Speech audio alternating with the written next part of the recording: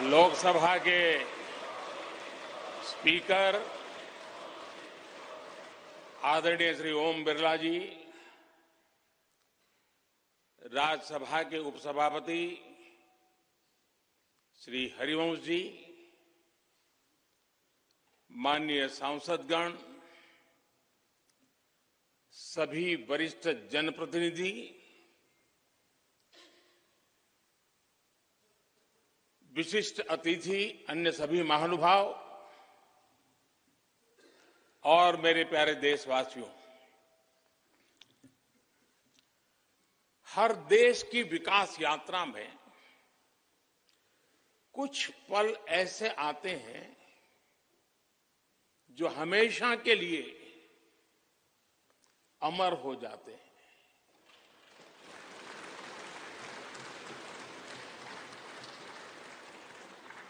कुछ तारीखें समय के ललाट पर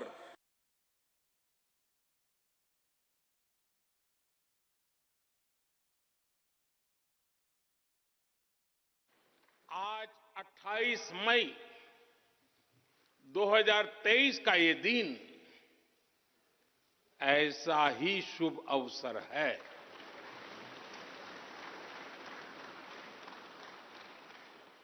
देश आजादी के 75 वर्ष होने पर अमृत महोत्सव मना रहा है। इस अमृत महोत्सव में भारत के लोगों ने देशवासियों को भारतीय लोकतंत्र के इस स्वर्णिम क्षण की बहुत बहुत बधाई देता हूं।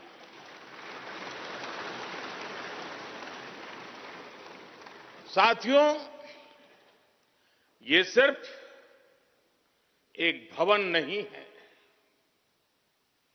ये 140 करोड़ भारतवासियों की आकांक्षाओं और सपनों का प्रतिबिंब है।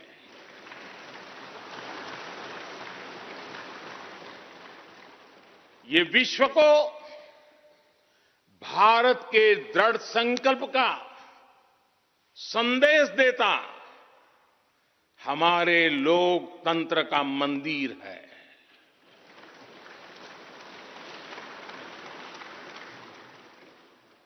ये नया संसद भवन योजना को यथार्थ से,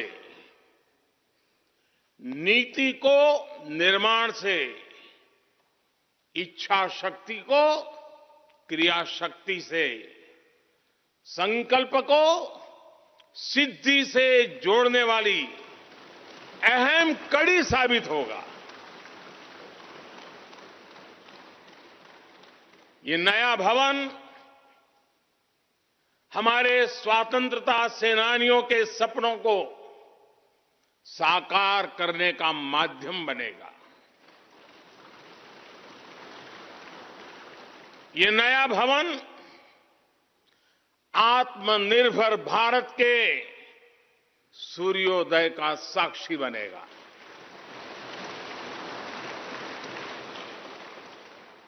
ये नया भवन विकसित भारत के संकल्पों की सिद्धि होते हुए देखेगा।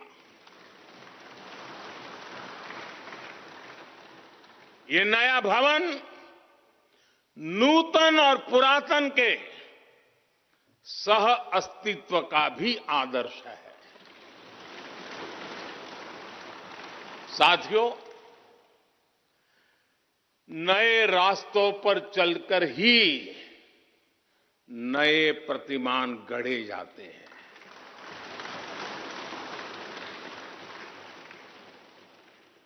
आज नया भारत नए लक्ष्य तय कर रहा है, नए रास्ते गढ़ रहा है। नया जोश है, नया उमंग है, नया सफर है, नई सोच है। दिशा नई है, दृष्टि नई है, संकल्प नया है, विश्वास नया है।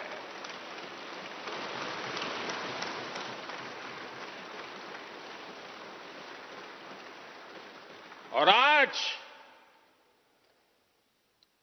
फिर एक बार पूरा विश्व भारत को, भारत के संकल्प की दृढ़ता को, भारतवासियों की प्रखरता को,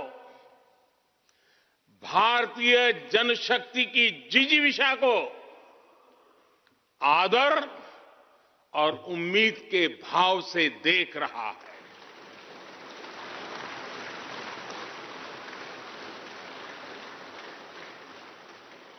जब भारत आगे बढ़ता है तो विश्व आगे बढ़ता है।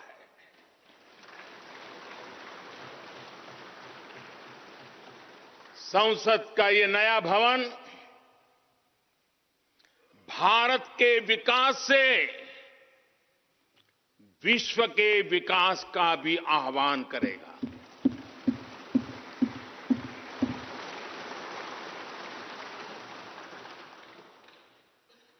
साथियों,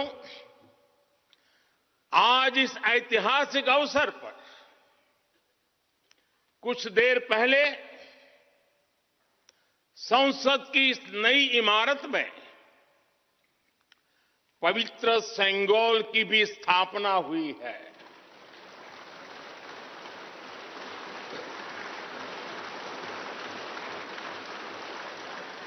महान चोल साम्राज्य में सेंगोल को कर्तव्य पथ का, सेवा पथ का, राष्ट्र पथ का प्रतीक माना जाता था।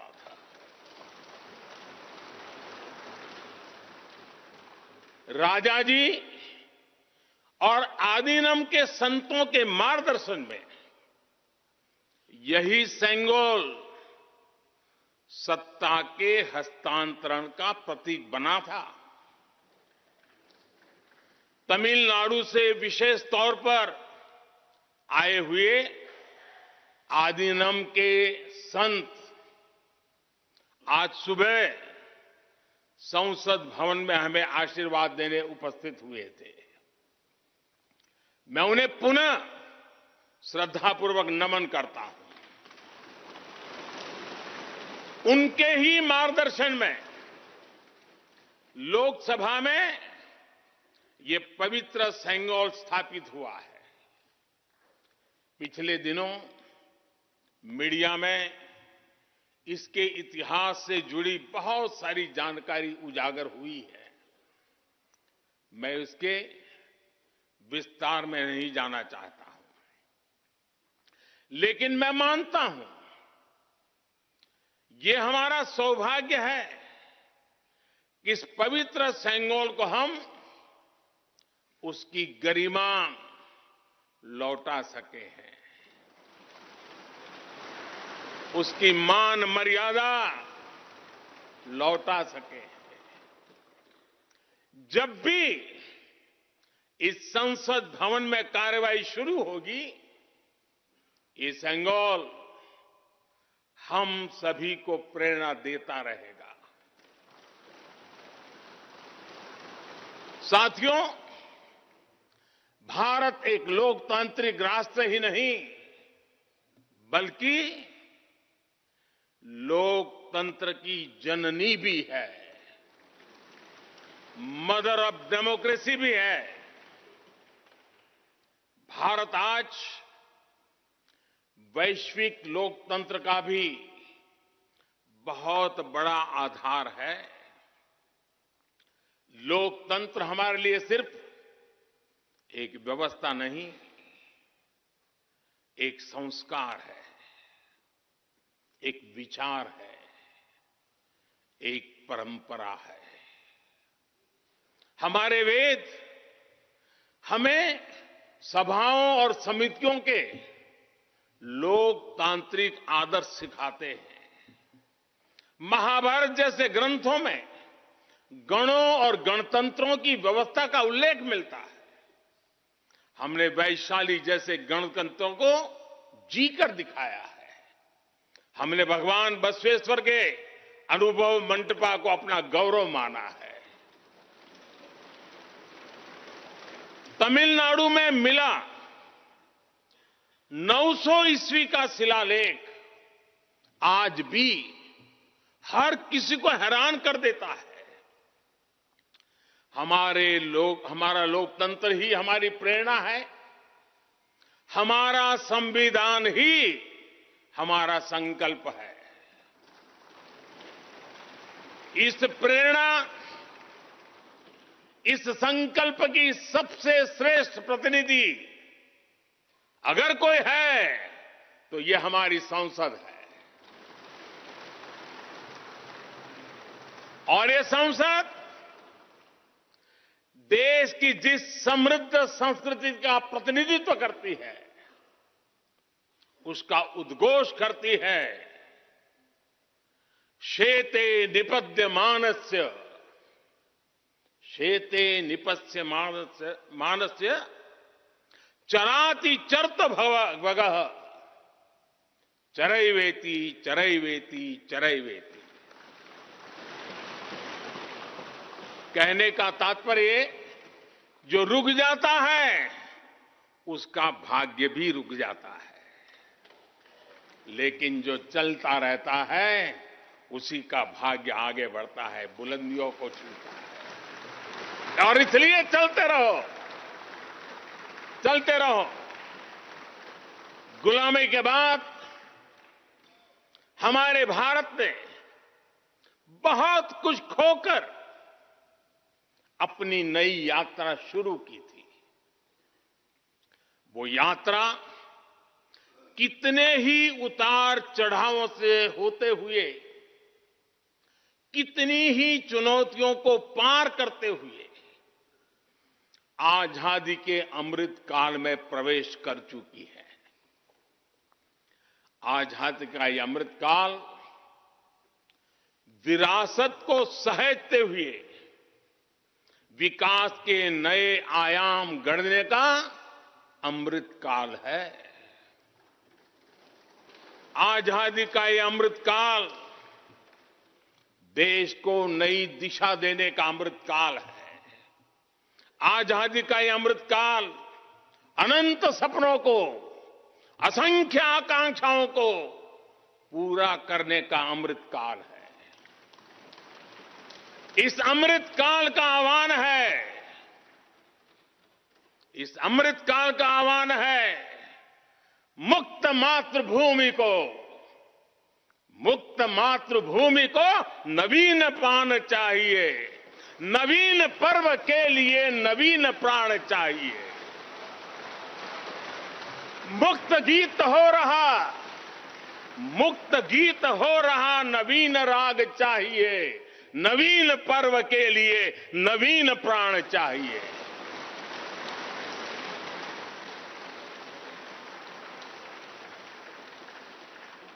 और इसलिए भारत के भविष्य को उज्जवल बनाने वाली इस कार्यस्थली को भी उतना ही नवीन होना चाहिए,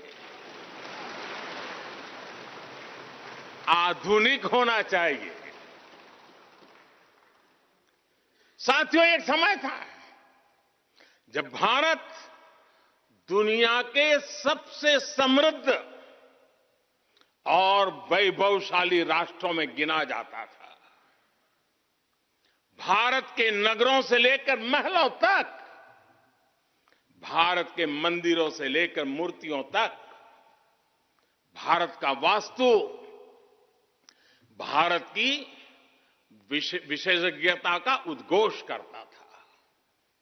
सिंधु सभ्यता के नगर नियोजन से लेकर मौर्यकालीन स्तंभों और स्तूपों तक, चोल शासकों के बनाए भव्य मंदिरों से लेकर जलाशयों और बड़े बांधों तक भारत का कौशल विश्व भर से आने वाले यात्रियों को हैरान कर देता था। लेकिन सैकड़ों साल की गुलामी ने हमसे हमारा ये गौरव छीन लिया। एक ऐसा भी समय आ गया जब हम दूसरे देशों में हुए निर्माण को देखकर मुग्ध होने लग गए। 21वीं सदी का नया भारत बुलंद हौसले से भरा हुआ भारत अब गुलामी की उस सोच को पीछे छोड़ रहा है। आज भारत प्राचीन कला की उस गौरवशाली धारा को एक बार फिर अपनी तरफ मोड़ रहा है और संसद की ये नई इमारत इस प्रयास का जीवंत प्रतीक बनी है। आज नए संसद भवन को देखकर हर भारतीय गौरव से भरा हुआ है। इस भवन में विरासत भी है, वास्तु भी है, इसमें कला भी है, कौशल भी है, इसमें संस्कृति भी है और संविधान के स्वर भी है।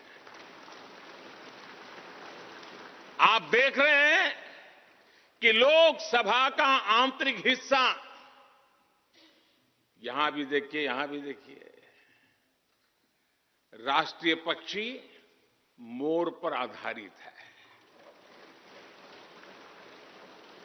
राज्यसभा का आंतरिक हिस्सा राष्ट्रीय फूल कमल पर आधारित है और संसद के प्रांगण में हमारा राष्ट्रीय वृक्ष बरगद भी है।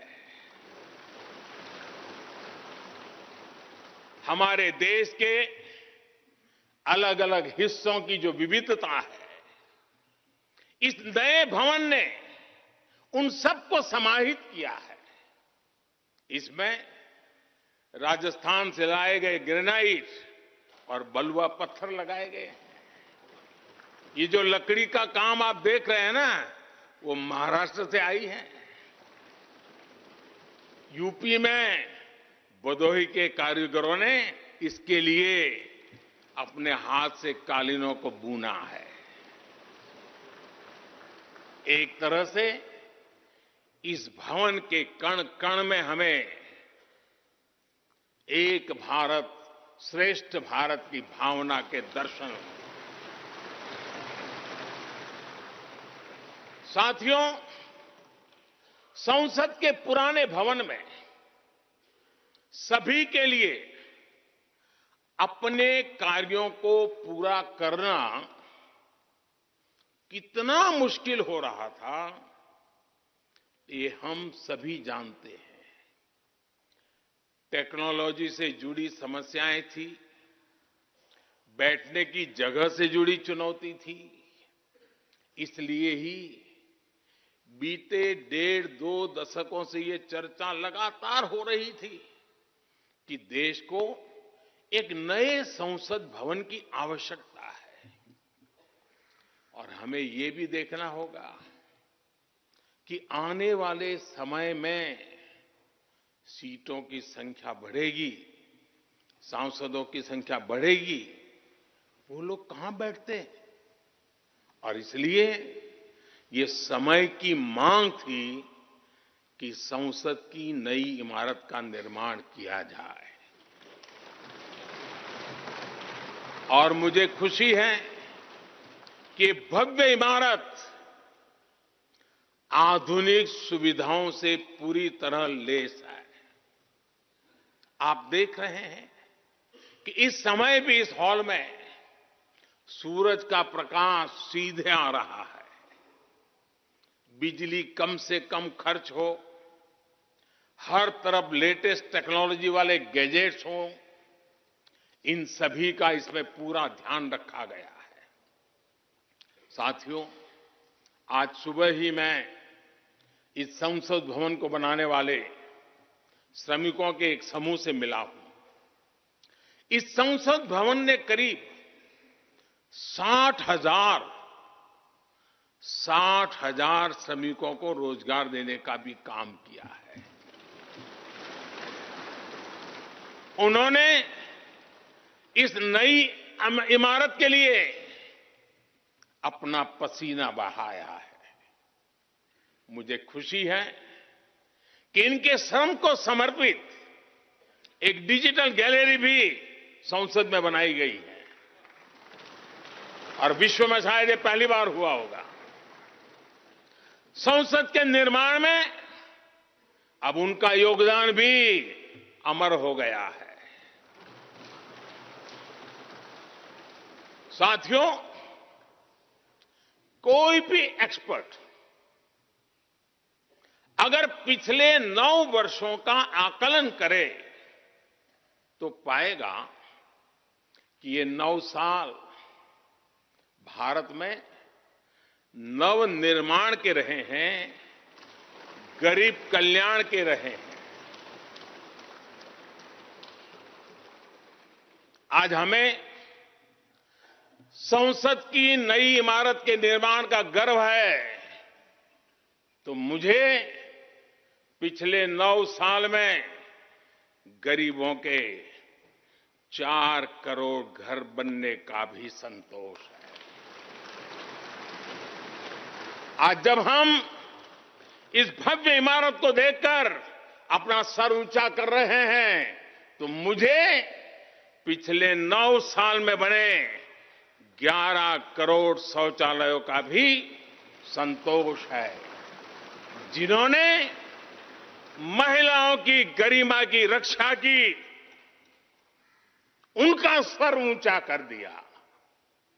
आज जब हम इस संसद भवन में सुविधाओं की बात कर रहे हैं, तो मुझे संतोष है कि पिछले 9 साल में हमने गांवों को जोड़ने के लिए 4 लाख किलोमीटर से भी ज्यादा सड़कों का निर्माण किया। आज जब हम इस इको फ्रेंडली इमारत को देखकर खुश हैं, तो मुझे संतोष है कि हमने पानी की एक एक बूंद बचाने के लिए 50,000 से ज्यादा अमृत सरोवरों का निर्माण किया है। आज जब हम इस नए संसद भवन की लोकसभा और राज्यसभा को देखकर उत्सव मना रहे हैं, तो मुझे संतोष है कि हमने देश में 30,000 से ज्यादा नए पंचायत भवन भी बनाए हैं। यानी पंचायत भवन से लेकर संसद भवन तक हमारी निष्ठा एक ही है, हमारी प्रेरणा एक रही। देश का विकास, देश के लोगों का विकास। साथियों, आपको ध्यान होगा 15 अगस्त को लाल किले से मैंने कहा था, यही समय है, सही समय है।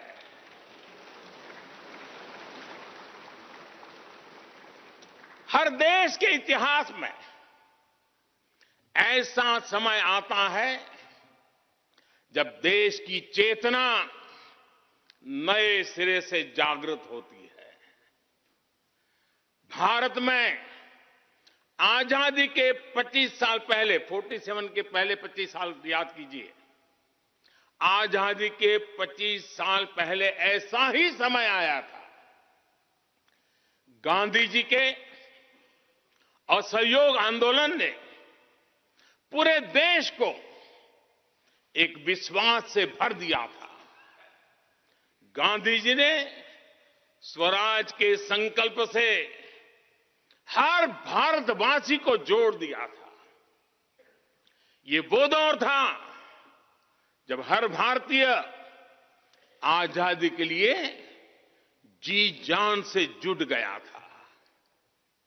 इसका नतीजा हमने 1947 में भारत की आजादी के तौर पर देखा।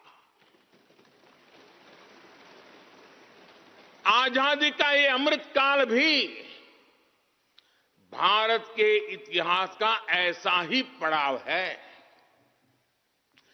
आज से 25 साल बाद भारत अपनी आजादी के 100 वर्ष पूरे करेगा। हमारे पास भी 25 वर्ष का अमृत कालखंड है। इन 25 वर्षों में हमें मिलकर भारत को विकसित राष्ट्र बनाना है।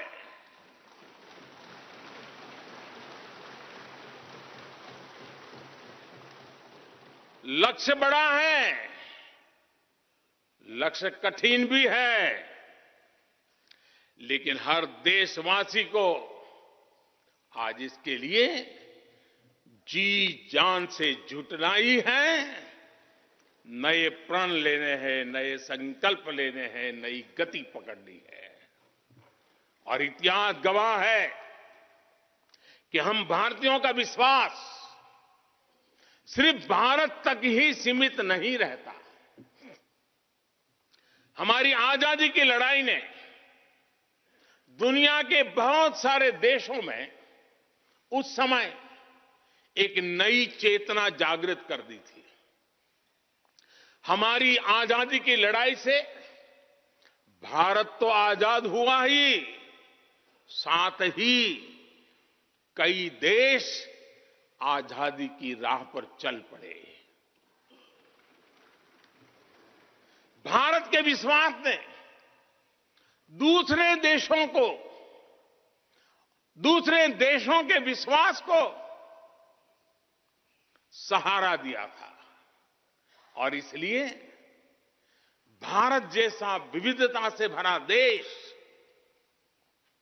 इतनी बड़ी आबादी वाला देश, इतनी सारी चुनौतियों से लड़ने वाला देश जब एक विश्वास के साथ आगे बढ़ता है तो इससे दुनिया के अनेक देशों को प्रेरणा भी मिलती है। भारत की हर सफलता आने वाले दिनों में दुनिया के अलग अलग भूभाग में अलग अलग देशों की सफलता के रूप में प्रेरणा का कारण बनने वाली है। आज यदि भारत तेजी से गरीबी दूर करता है तो ये कई देशों को गरीबी से बाहर आने की प्रेरणा भी देता है। भारत का विकसित होने का संकल्प कई और देशों का संबल बनेगा। इसलिए भारत की जिम्मेदारी और बड़ी हो जाती है। और साथियों, सफलता की पहली शर्त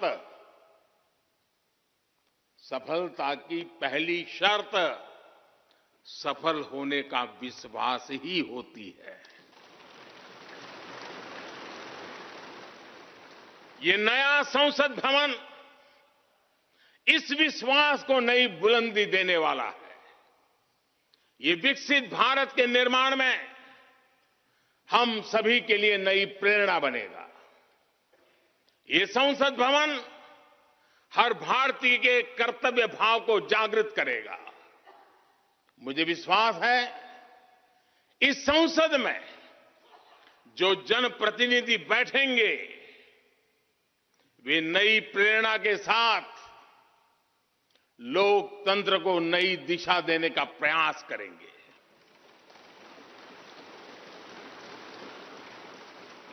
हमें नेशन फर्स्ट की भावना से आगे बढ़ना होगा। इदम राष्ट्राय इदम न मम। हमें कर्तव्य पथ को सर्वोपरि रखना होगा। कर्तव्यमेव कर्तव्यम, अकर्तव्यम न कर्तव्यम। हमें अपने व्यवहार से उदाहरण प्रस्तुत करना होगा। यद यदाचरति श्रेष्ठः तद्देव इतरो जनः। हमें निरंतर खुद में सुधार करते रहना होगा। उद्धरेत आत्मना आत्मानाम्। हमें अपने नए रास्ते खुद बनाने होंगे। अपदीवो भवः। हमें खुद को खपाना होगा, तपाना होगा। तपसो ही परम नास्ति तपसा विंदते महत। हमें लोक कल्याण को ही अपना जीवन मंत्र बनाना होगा। लोकहितम मम करणीयम। जब संसद के इस नए भवन में हम अपने दायित्वों का ईमानदारी से निर्वहन करेंगे तो देशवासियों को भी नई प्रेरणा मिलेगी। साथियों, दुनिया के सबसे बड़े लोकतंत्र को यह नई संसद एक नई ऊर्जा और नई मजबूती प्रदान करेगी। हमारे श्रमिकों ने अपने पसीने से इस संसद भवन को इतना भव्य बना दिया है। अब हम सभी सांसदों का दायित्व है कि इसे अपने समर्पण से और ज्यादा दिव्य बनाएंगे।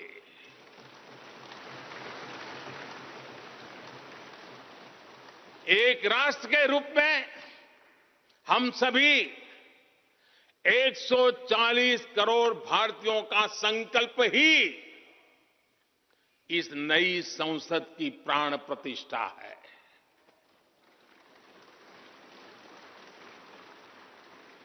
यहां होने वाला हर निर्णय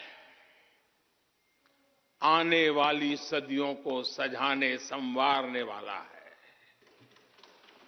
यहां होने वाला हर निर्णय आने वाली पीढ़ियों को सशक्त करने वाला होगा।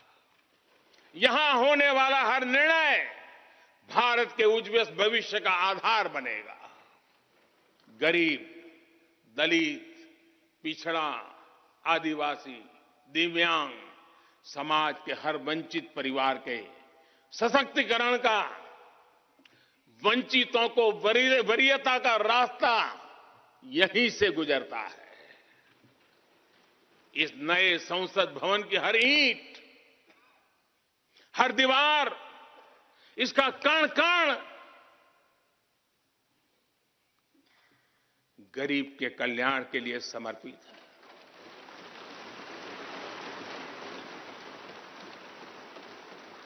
अगले 25 वर्षों में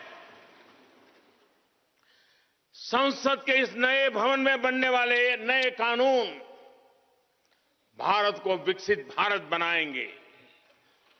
इस संसद में बनने वाले कानून भारत को गरीबी से बाहर निकालने में मदद करेंगे।